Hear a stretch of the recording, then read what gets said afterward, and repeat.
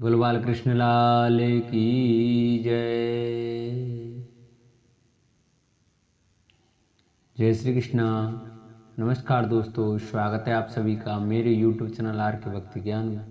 भक्तों, आज की वीडियो में हम आपको हरवंश महापुराण के 30वें अध्याय की कथा सुनाएंगे, जिसमें कि जरासंध की सेना का वर्णन, उसकी चारों दिशाओं में मथुरापुरी पर आक्रमण की योजना, यादवों के साथ जरासंध की सेना का युद्ध, श्री कृष्ण और बलराम के पराक्रम से उसकी सेना का पलायन, जरासंध द्वारा अपने सैनिकों को प्रोत्साहन तथा उभय पक्ष के वीरों में घमासान, युद्ध की कथा का वर्णन किया जाएगा। तो सभी भक्तजन हमारी कथा को श्रद्धा भाव और प्रसन्नचित्त में से सुने।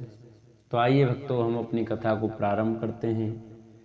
गजाननं भूतगणादिसेवितं कपितजम्बुफलचारुभक्षणं उमासुतं शोकविनाशकारकं नमामि विघ्नेश्वरपादपङ्कजं।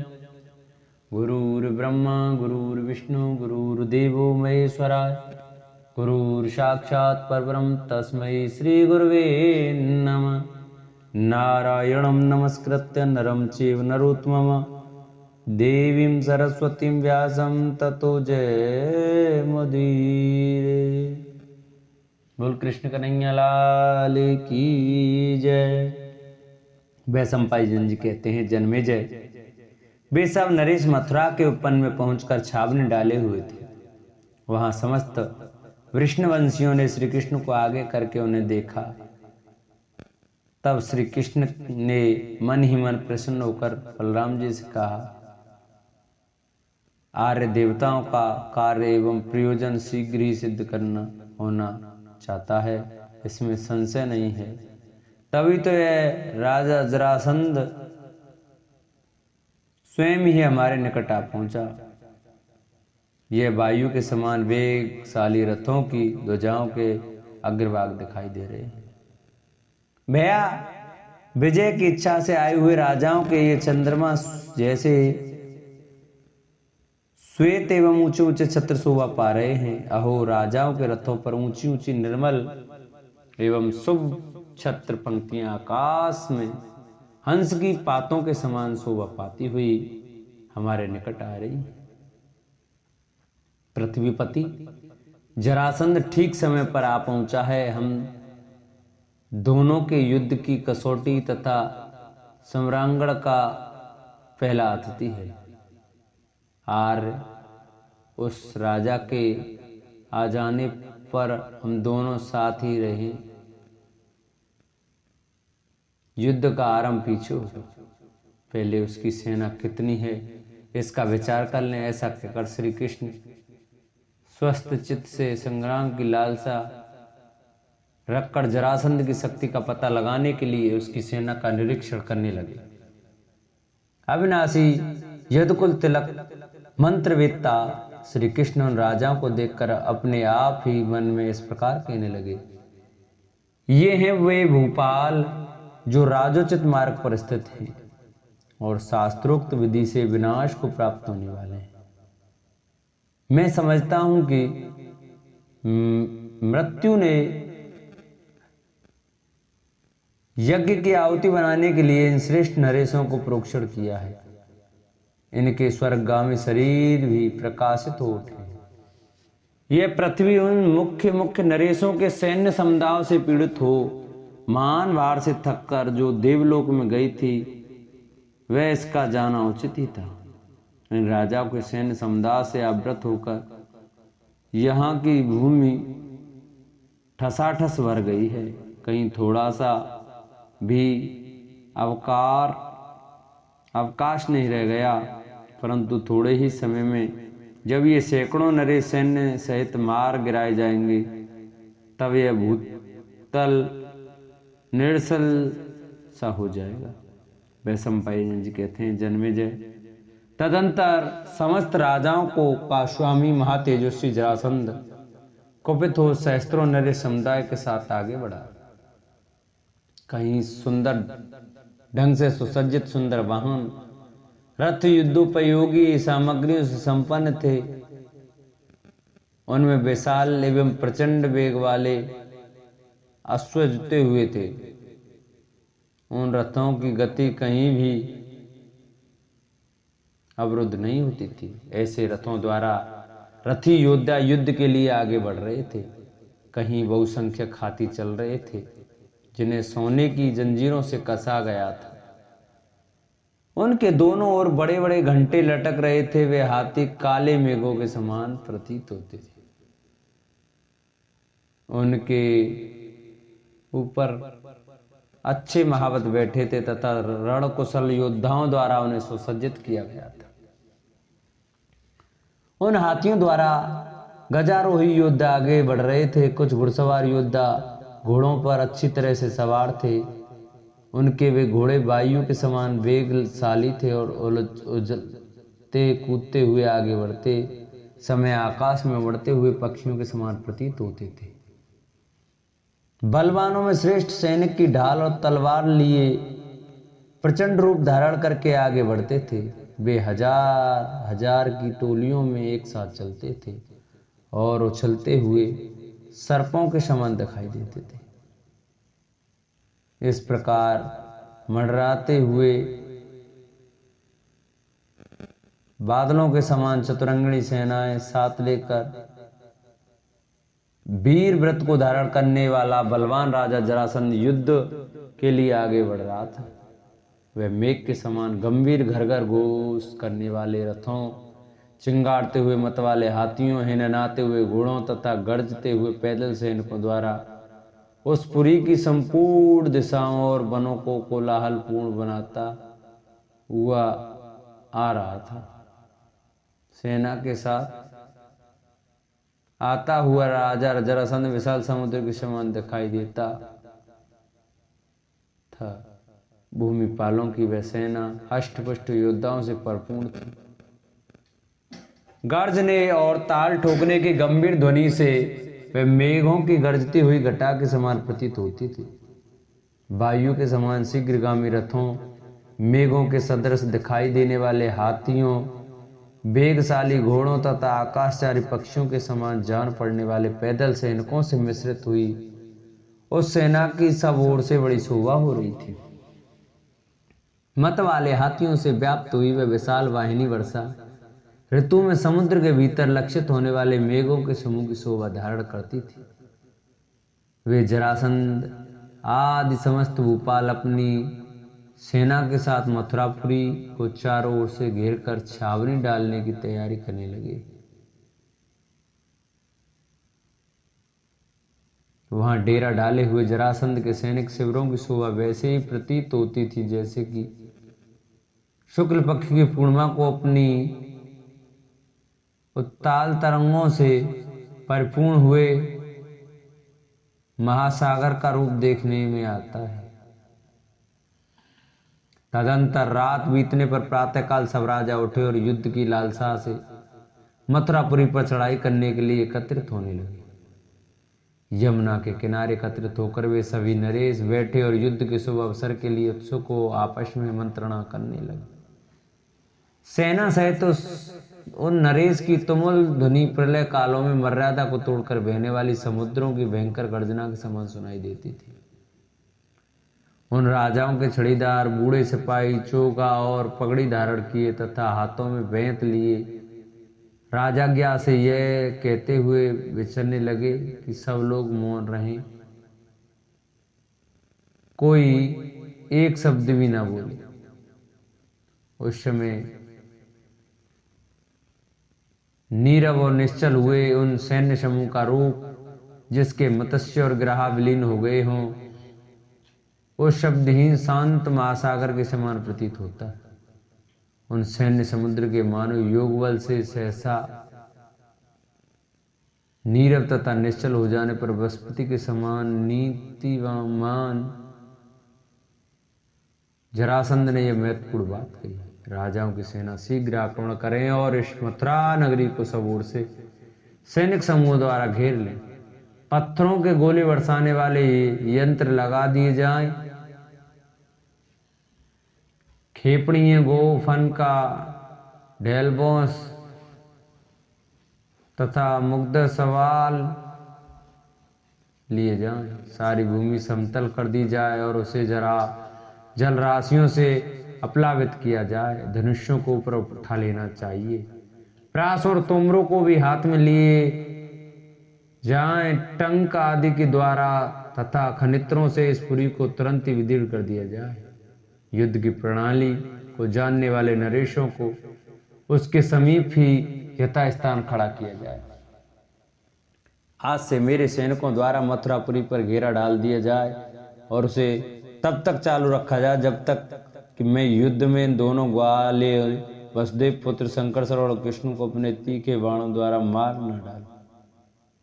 उस समय तक आकाश को भी बाण समूह से इस तरह रुंध दिया जाए जिससे पंक्षी भी उड़कर बाहर न जा सके।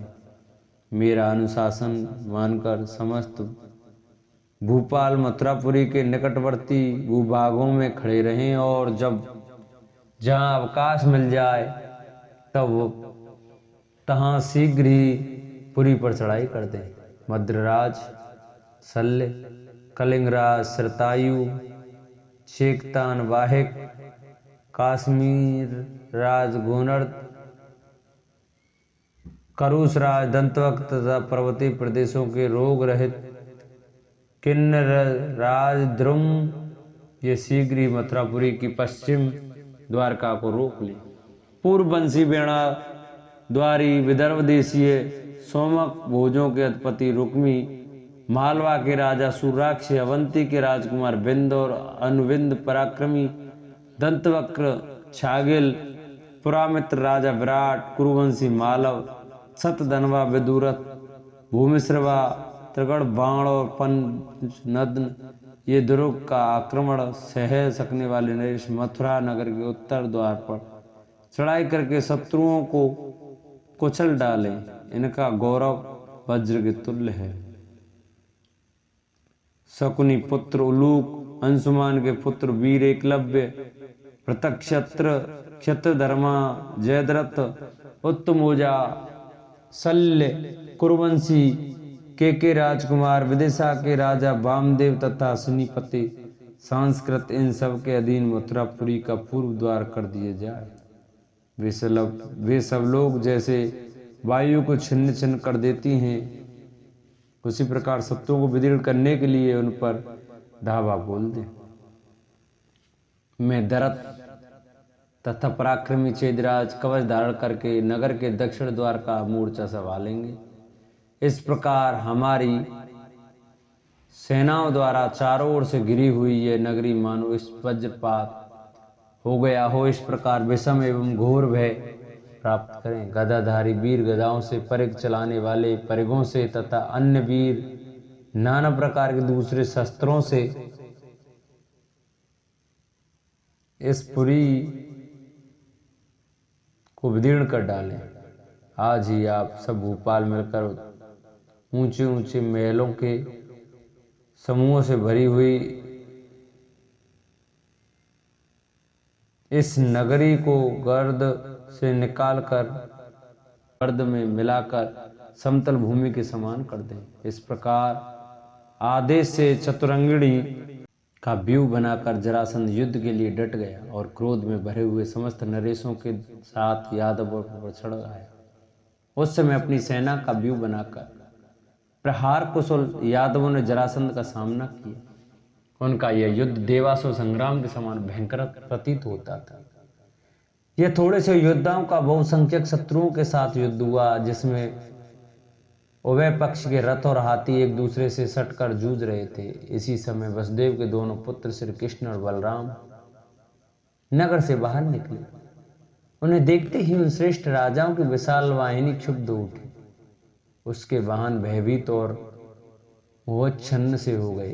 कवच धारण करके रथ पर बैठे हुए वे दोनों यादव वीर वहां विचरने लगे, मानो क्रोध में भरे हुए दो मगर समुद्र में हलचल मचा रहे हों। उस संग्राम में जूझते हुए उन दोनों महात्मा वीरों के मन में यह संकल्प उठा, यदि हमारे पुरातन अस्त्र आ जाते तो हम उन्हें ही लेकर युद्ध करते।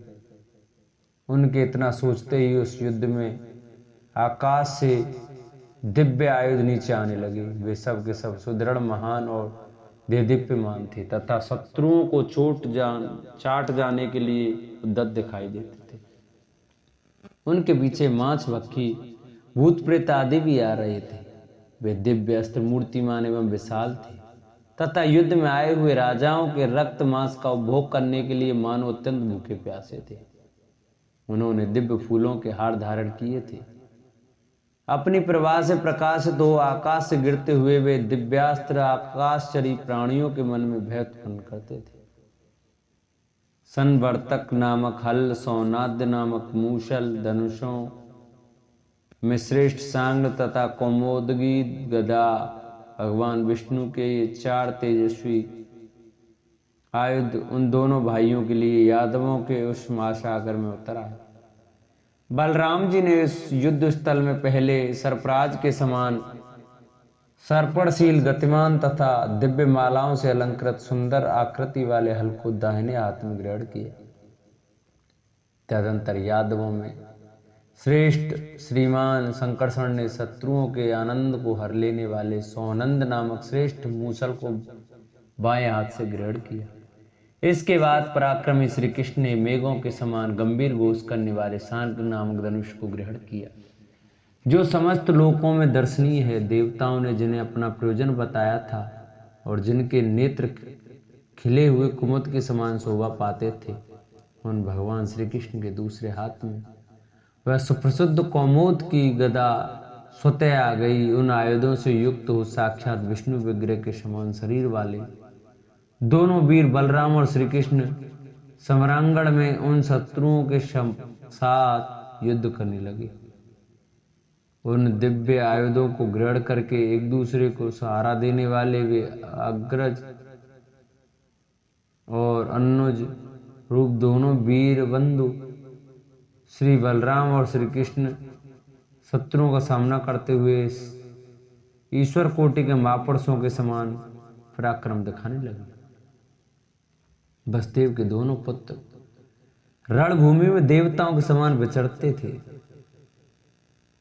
वीर बलराम क्रोध में भरकर सर्पराज के समान हल उठाए शत्रुओं के लिए काल रूप होकर समर भूमि में विचर रहे थे। वे महान मनुष्य क्षत्रियों के रथ समूह को पीछे ढकेलते हुए हाथियों और घोड़ों पर अपना रोष सफल करने लगे।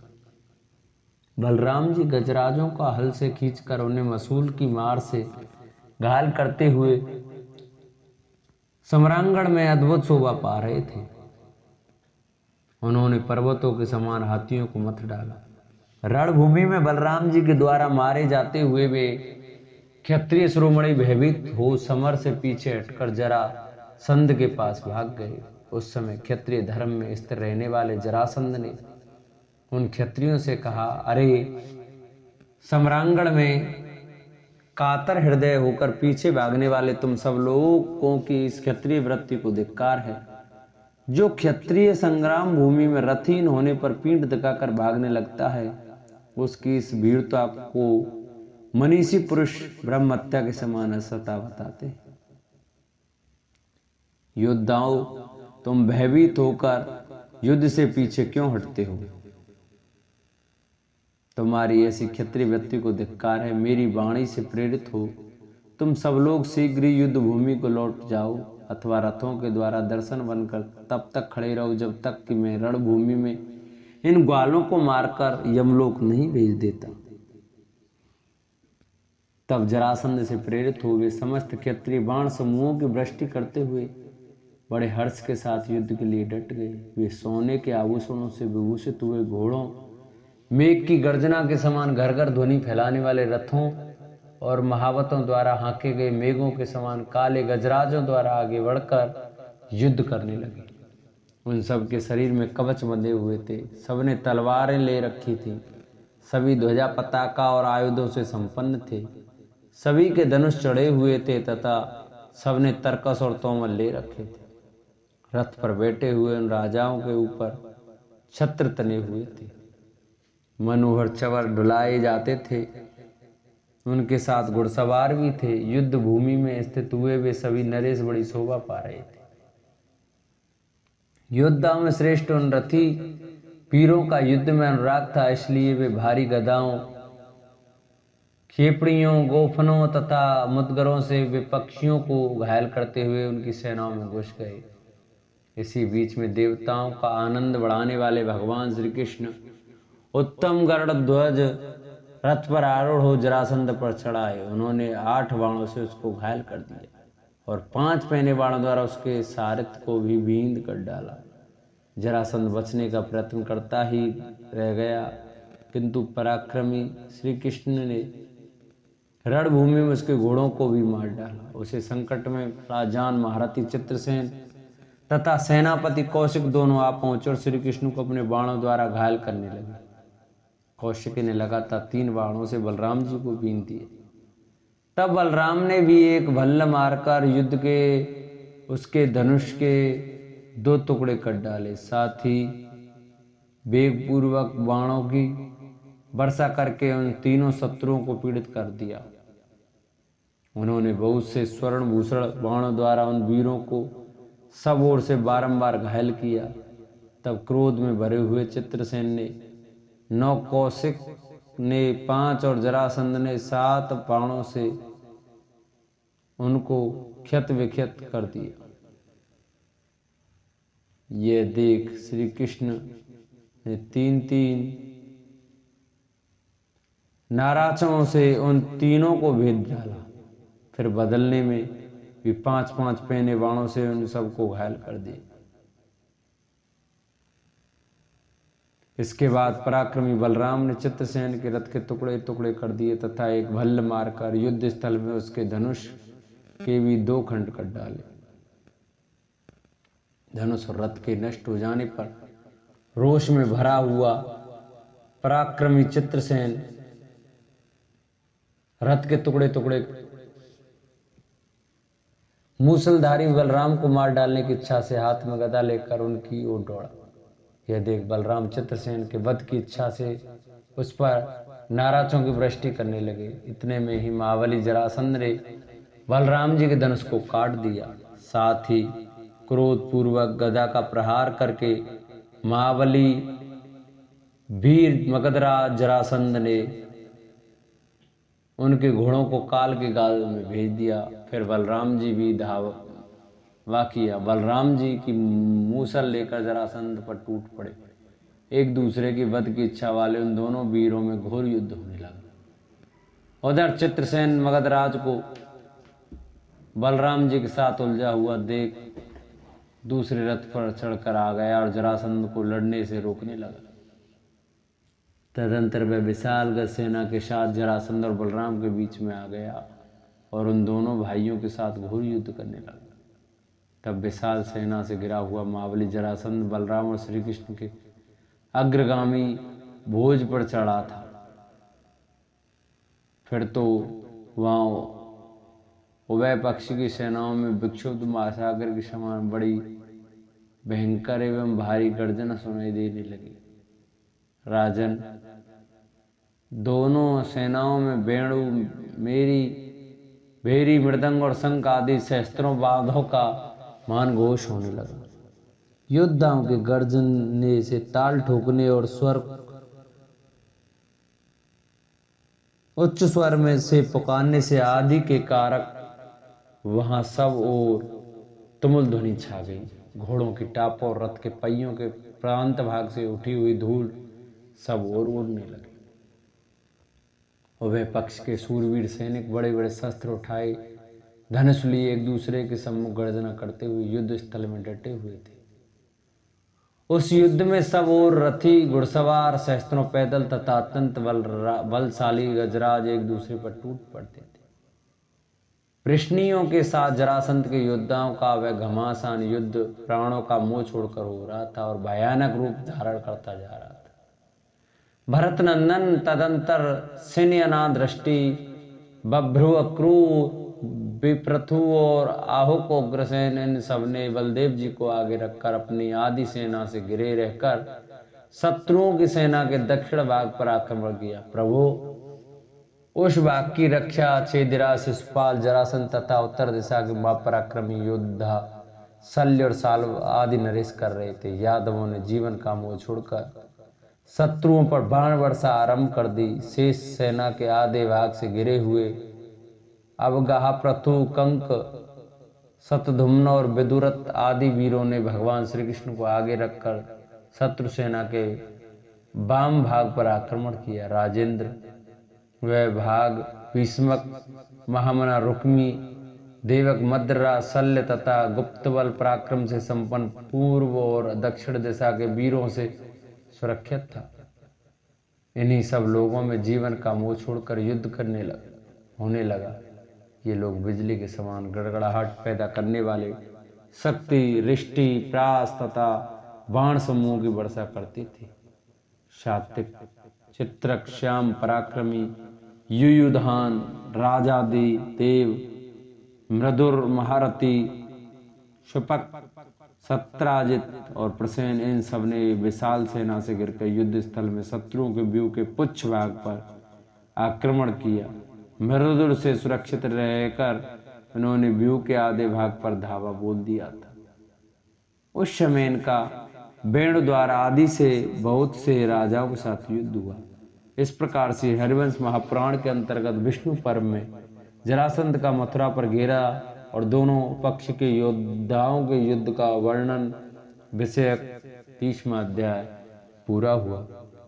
बोलो हरिवंश महापुराण की जय। जिन भक्तों को हमारी हरिवंश महापुराण की कथा अच्छी लगी हो वो हमारी वीडियो को ज़्यादा से ज़्यादा शेयर करें। जो भक्त हमारे चैनल पर नए आए हैं, जिन्होंने अभी तक हमारे चैनल को सब्सक्राइब नहीं किया, वो चैनल को सब्सक्राइब कर वीडियो को लाइक करें और कमेंट में हरिवंश महापुराण की जय, बालकृष्ण लाल की जय अवश्य लिखें। जय जय श्री राधे, जय जय श्री श्याम।